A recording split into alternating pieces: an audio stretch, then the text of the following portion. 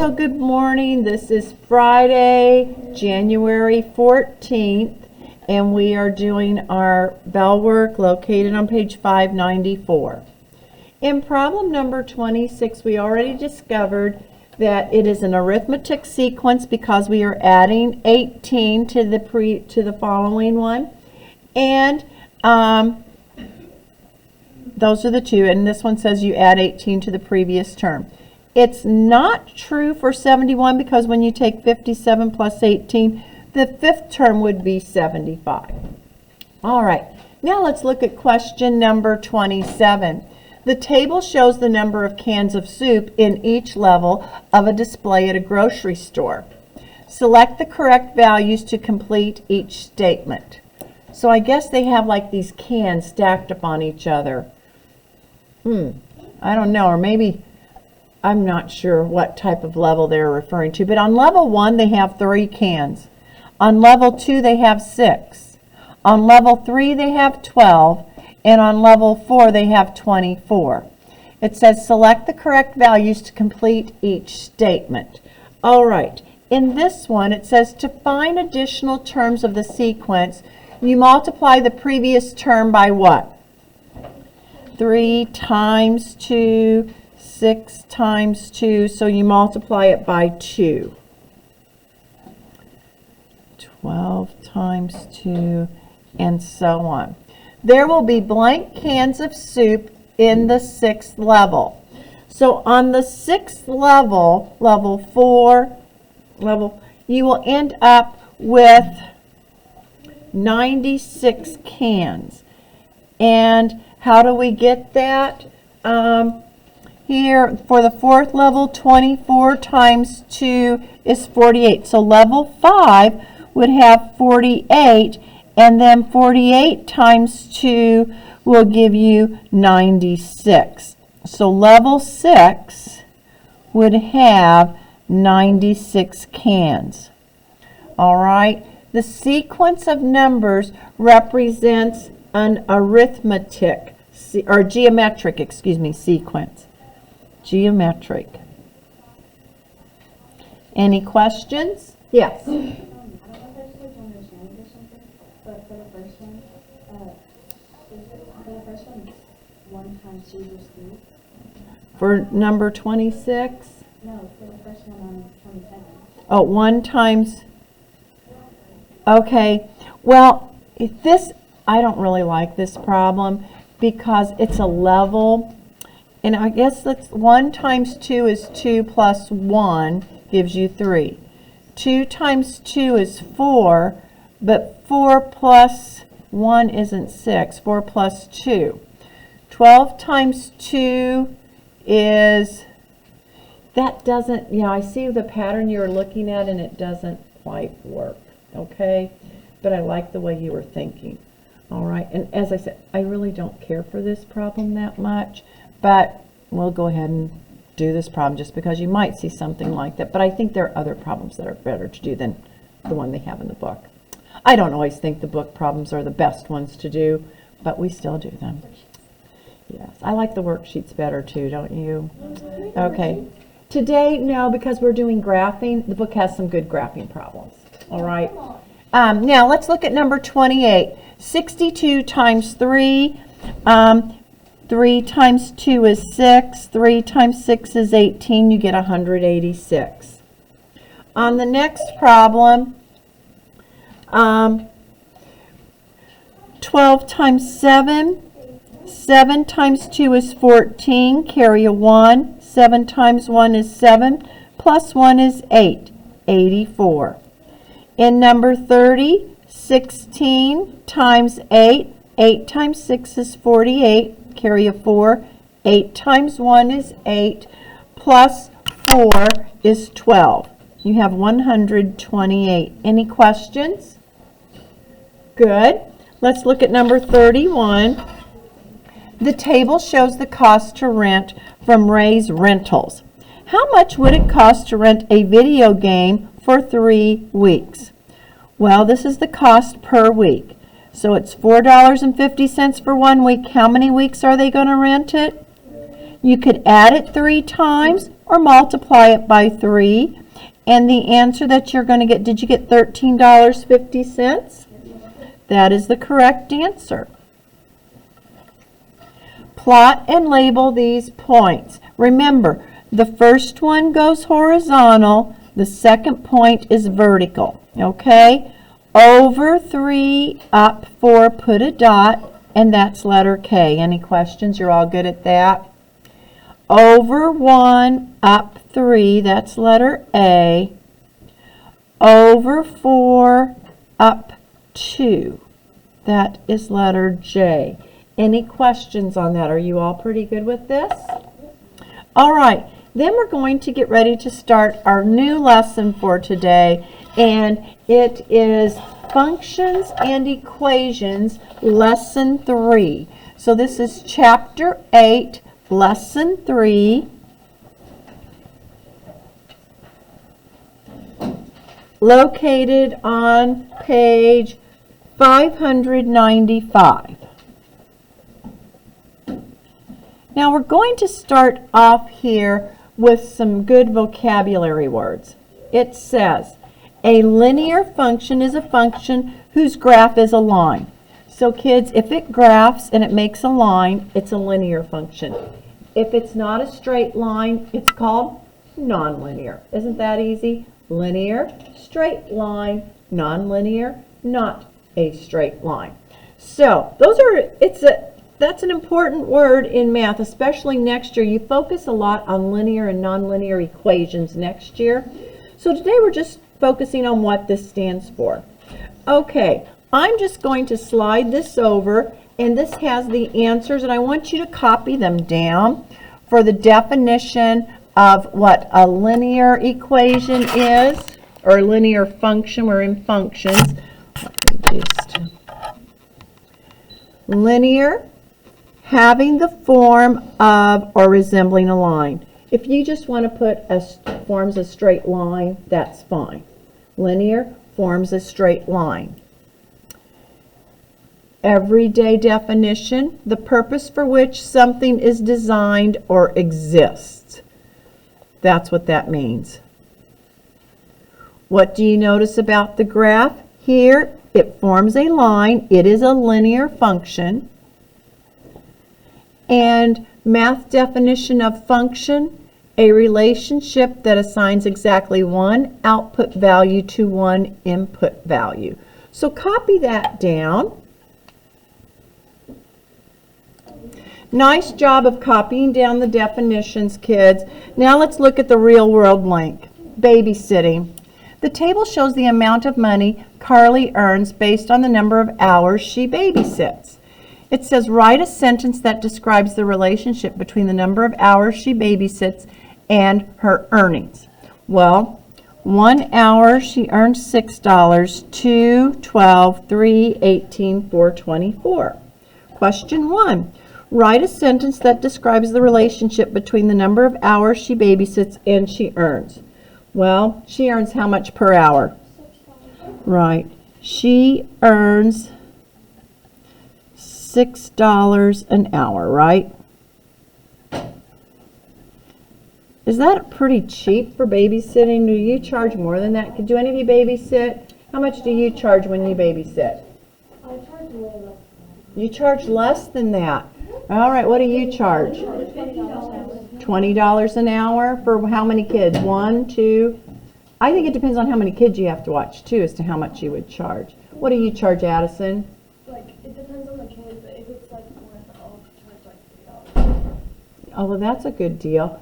Jackson? I charge like $5. $5. Alex? $220. All right.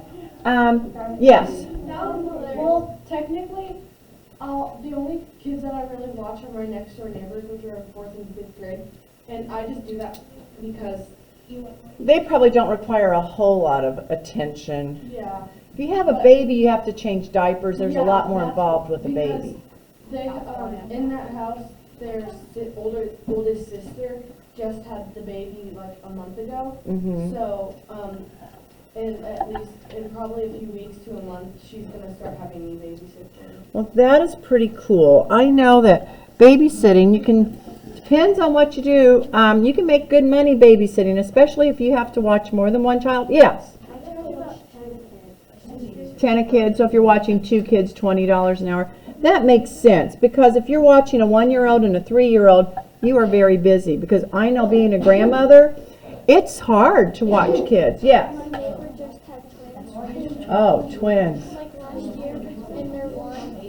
And she also has a 3-year-old. So I babysit a 3-year-old and a teacher. That's a lot. Okay, let's focus now so we don't have homework over the weekend. Does she earn the same amount each hour? Yes, she does. She earns $6 every hour. So according to this chart, the answer is yes.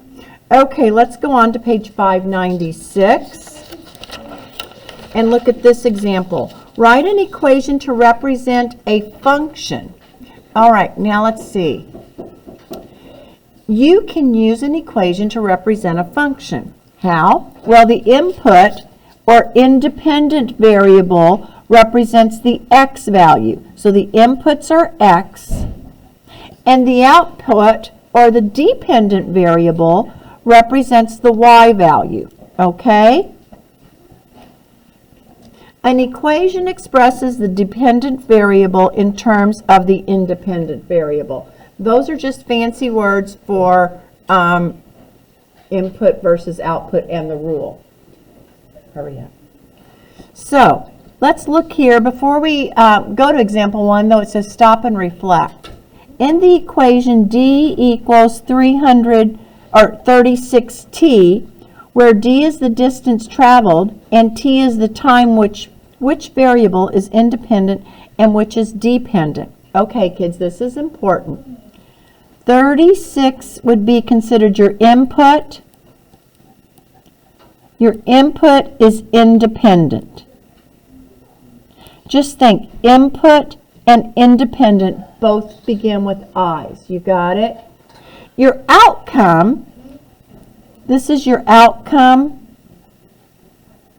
It's your result. It is dependent. And what is it dependent on? It depends on the rule. When you put something in, it depends on the rule as to what it's going to come out as, okay? All right.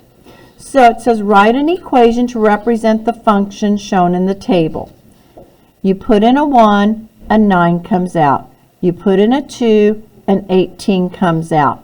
All right. Here we have the table written horizontally, and here we have a table written vertically. You put in a 1 and 9 comes out. All right. So what's the rule? What do you do to the input to get the output? What's the rule on this? Well, here they increase 9, but the rule is multiply by 9. So your rule is 9 times x. 9x is another way of saying 9.x or 9 times x. We don't like using x for a multiplication symbol, okay? Everyone see the rule? This is the rule. And the rule tells you when you put something in and something comes out, what are they doing? They're multiplying by 9, okay? 1 times 9 is 9. 2 times 9 is 18. 3 times 9 is 27. 4 times 9 is 36. 5 times 9 is 45. Any questions on that? Now look at how they wrote this. They said y equals 9x. Y is your output. X is your input. I know a lot of you don't like the way that's written, do you? How many of you like it better when it looks like this? 9x equals y. How many of you like it that way better? Kids, you can rewrite it that way. If it's something's written like this on the test, it doesn't matter. It's equal. So if you want to put this on this side and that on that side, you can, because they're equal. Any questions? All right. Now let's look at letter A. Write an equation to represent the function shown in the table. Okay. How does a 1 turn into a 16? How does a 2 turn into a 32? What is the rule for this one? What's the rule here? Right, so input times 16, 16 times x equals your y. Do you like it written that way? The book might write it like this, or y equals 16x. I'll be honest, most of the time I will write it like this, but if the book writes it like that, it's still the same thing, okay? It's still very easy. Now let's do letter A. Graph a linear function. It says you can also graph a function. In the graph is a line. If the graph is a line, the function is then called a linear equation. Well, we already talked about that earlier. If it's a line, it's a linear equation, yeah. When graphing the function, the input is the x-coordinate. We already knew that. And the output is the y-coordinate. Everyone remembers that? Okay, let's go to the next page. Page 597. Let's look at example 2. Well, look what they did. Graph y equals 2x, or 2x equals y. It says the same thing, all right, kids? Now, step 1, make a table of ordered pairs. Well, that's what we have here. Input, y is my output.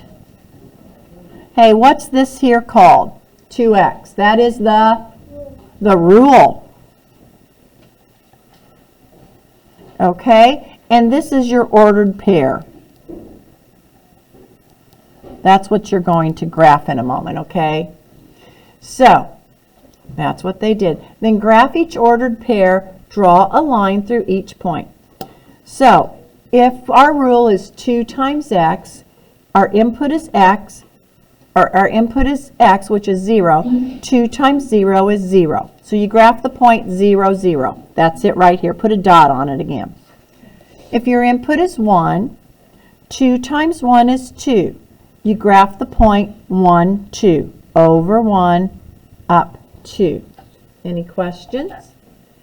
And the third one, if your input is 2, the rule is 2 times 2 is 4. Graph 2, 4. Any questions? Isn't this easy? Good. Now I want you to do B and C. Now they don't give you a whole lot of room to do your input output. I think we have room. We'll just do this one. I'm going to do this one vertically.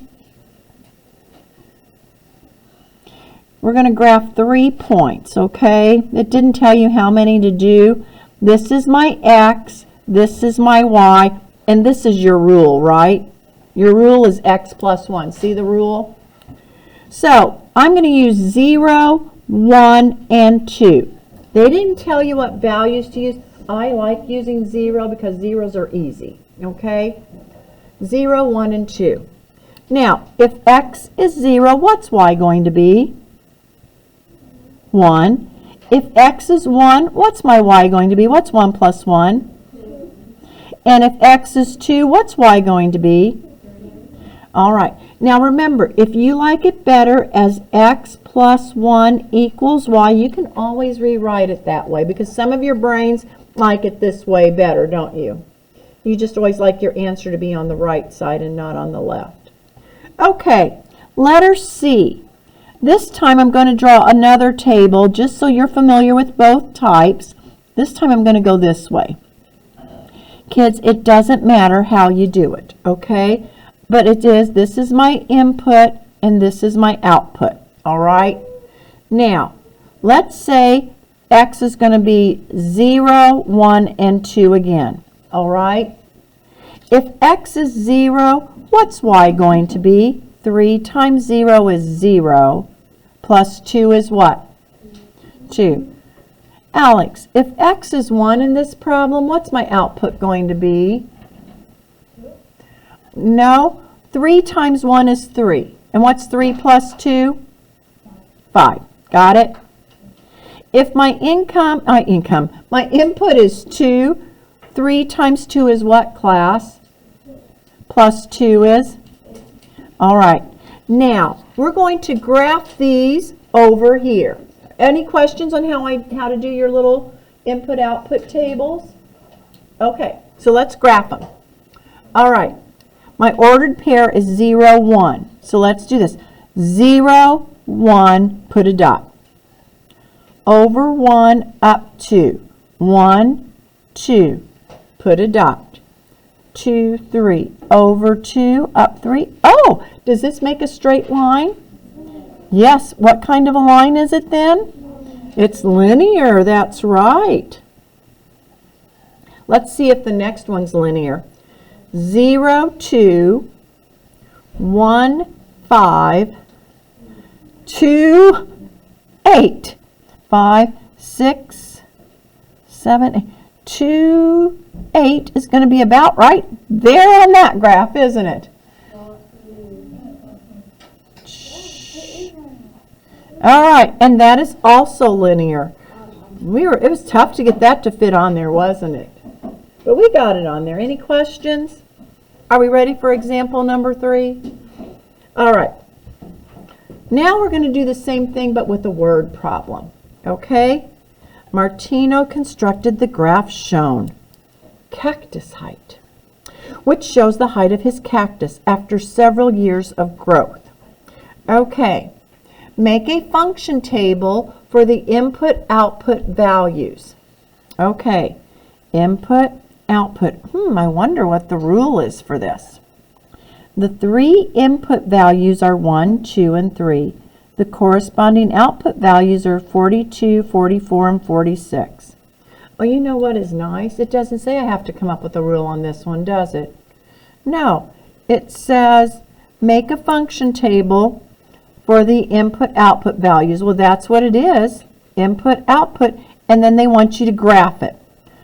Over 1 up to 42. 2 goes up to 44. 3 goes up to 46. And it's linear, isn't it? Okay, that one was done for you. Let's look at number 4. Write an equation. Oh, here they want us to write an equation from the graph that could be used to find the height y of the cactus after X years. Okay, let's see what this has here. Since the output values increase by 2, the equation includes a 2x. Okay, kids, what that means is in the outputs, if the outputs increase by 2, you're going to multiply by 2. Even though you're adding 2 here, you multiply by 2. Each output value is 40 more than twice the input. So the equation is, look at this, y equals 2x plus 40. You won't have any equations where you have to come up with the equations that hard on your test, I don't think, in the future. But that's what they have. So let's go to the next page and see if they have something graphed. They do. We have to do. It says the graph shows the total amount Y that you spend if you buy 1 book and X magazines. So 1 book and X magazines. Make a function table for the input-output values. Write an equation from the graph that could be used to find the total amount if you buy 1 book and X magazines. Okay, number of magazines is your X. See how it has an X here? Magazines is X. And this is your Y. This is your total. All right, so let's just go ahead. This is easy. Then we have to figure out the rule last because we don't have to do the rule because it's already there. So 1 magazine goes under the X, and what goes under the outcome, the Y? 20. Do you see how we got the 1 and the 20? Okay, 2 magazines. What do you think the number is that goes with 2 magazines? 25. Any questions? This isn't that hard. On the next one, 3 magazines is what? 30. And 4 magazines is what? 35.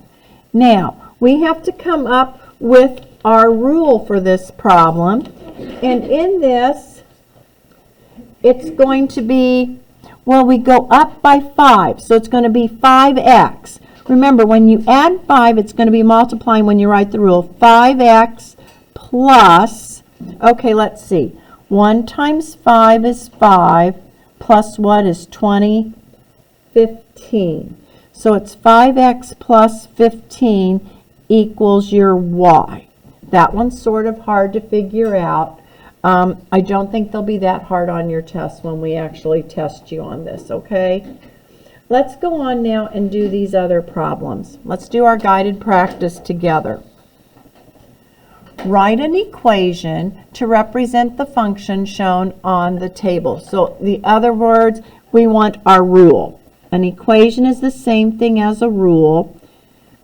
0 turns into 0 if you do nothing. 1 turns into a 4. 2 turns into an 8. Oh, what's the rule now? You can figure the rule out on this one. 4x equals y. 4x equals y, or another way of writing it, y equals 4x. They both say the same thing, right? Yeah. So now it says graph the function y equals x plus 3. Let's just make a little table. I like to use 3 numbers. This is my x, this is my y. I like using 0, 1, and 2. If you want to use more, you can. Let's say you want to use 3, you can. All right, so if x is 0, what's y going to be? What's 0 plus 3? 3. If x is 1, what's 1 plus 3? If it's 2, 5. If it's 3, 6. Okay, so now let's graph them. 0, 3, put a dot right there. Alex, make sure you're writing down. I'm not seeing you write this down. 1, 4, 2, 5, 3, 6. Is that linear? Yes, it is linear. Okay, any questions? Let's go on to number 3. The graph below shows the number of inches of rainfall x to inches of snow y. Make a function table for the input-output values. Write an equation from the graph that can be used to find the total inches of snow y equivalent to inches of rain x. Okay, so 1 is 10. 2 inches of rain is 20 inches of snow. 3 inches of rain, 30 inches of snow. 4 inches of rain, 40 inches of snow. Okay, everyone got your, that was easy, wasn't it? Now we have to do our rule or our equation. The equation is your rule. What do we do to x to get our y? What do you do to the x to turn it into a 10? What do you do to the 2? What? Times 10. So our equation is 10 times x equals y. Okay? Or the book might say y equals 10 times x. All right? They both say the same thing. I want you to write it down both ways just so your brain is used to seeing it both ways and you know what to do. It's not scary. It's like, oh, I don't know what to do when y's on this side. Just rewrite it like this, okay? It says the same thing. All right, what are we going to do for homework, classwork? We're going to work really hard. You're going to be able to get all of the problems done on page 599. I really want you to get all of these done before you leave today. All on page 599. Let's look and see if there's a house problem on 600. There's not. Let's try to do number 8, and that'll be it. If you get finished, you will go ahead and look at this page here, but it's Friday. I want your assignment page 599 all and page 600 number 8. Okay, let's get going on this. If you get finished, you can go ahead and do page 6, more problems on 600 or 601. Any questions? In a moment, I might say yes. All right, any questions? Okay, let's work really